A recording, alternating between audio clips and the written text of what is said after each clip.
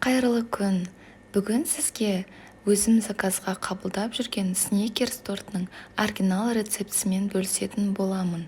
Дәл осы рецептпен жасап көруге кеңес беремін, себебі мен барлық құпия сырларымен бөлістім. Видеоны соңына дейін қараңыз. Ең алдымен бисквитімізді дайындап аламыз. Ол үшін жұмыртқамыздың сарыуызы мен ақуызын ажыратып аламыз. Ақуызға ешқандай сарыуыз түсіп кетпеуін мұқият болыңыз. Ақуызымызға шым-шым тұз қосып миксерлейміз. Осындай ақ көбік болған кезде қантымызды қосып, қайтадан жақсылап миксерлейміз.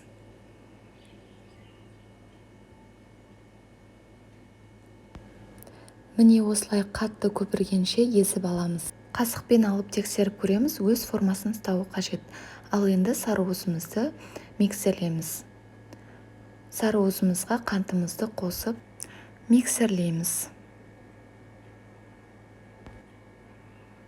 Осылай ақ көбік масса болған кезде сұйық майымызды қосамыз. Ыстық суымызды қосамыз, миксермен араластырамыз. Енді какао ұнымызды, қопсытқышымызды қосып аламыз.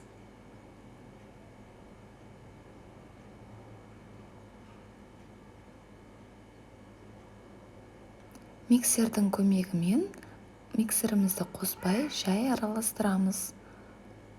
Одан соң миксерімізді қосып, бірдей масса болғанша жақсылап араластырып аламыз. Мінекей осылай бірдей масса болды. Осы уақытта ақуызымызға қосамыз. Астынан төмен қарай массамызды басып алмауымыз қажет. Жаймен силиконовый лопаткамен араластыратын боламыз. Осылай төменнен жоғары қарай массамызды басып алмай араластырамыз. Мінекей осындай масса пайда болды. Формамызға құйып, менде форма 22 сантиметрлік, 180 градуста 45 минут пісіріп аламыз. Пешке салған соң духовканы 30 минутқа дейін ашуға болмайды. Себебі бисквитіміз көтерілмей қалады. Енді карамелімізді дайындап аламыз. Қантымызға глюкозаны қосамыз. Глюкоза бұл қанттың тез еруіне көмектеседі. Осындай орташа отқа қойып, қантымыз ерігенше араластырып тұрамыз. Қасына сливкиді жай отқа қойып қосып қоямыз. Мінекей қантымыз еріді. Осы уақытта оттың астын жай қоямыз.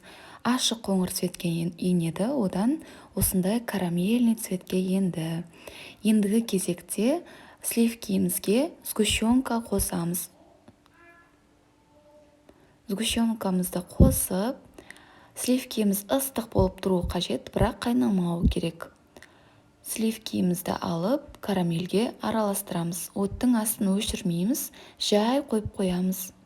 Жақсылап тез-тез араластыратын боламыз, жабысып қалмауы қажет. Сливкиіміздің майлылығы 33%-тен жоғары болуы қажет. Бұл өте маңызды. Мінекей байқасаңыздар, кішкене жабыса бастады, бірақ сонда да араластыруды тоқтатпаймыз. Мінекей осындай масса болды. Енді бөлме температурасында тұрған сары майымызды қосамыз.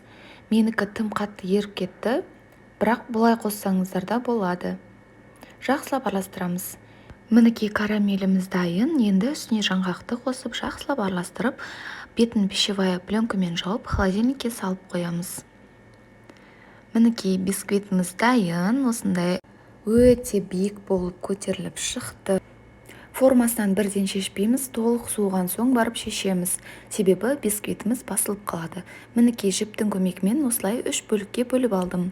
Ендігі кезекте кремін дайындап аламыз. Кремне творожный сыр, сахарный пудраны екеуін миксерлейміз. Бірдей масса болған соң сливкиімізді қосып, өз формасын ұстағанша жақсылап миксерлейтін боламыз. Мінекей тексеріп көреміз. Формасын өзі ұстауы қажет осылай. Ал енді тортымызды жинауға кірісеміз. Формамызға кішкене крем жағып аламыз. Коржымызға ең алдымен пропитка жасап аламыз. Мен сүтпен жасадым, сумен жасасаңыз да болады. Пропитка жасаған себебіміз тортымыз ерекше дәмді және де ауызға салғанда ерейтіндей жұмсақ болып шығады. Сондықтан пропитка жасау өте маңызды. Осылай крем және карамель жағып, осылай тортымызды жинап аламыз.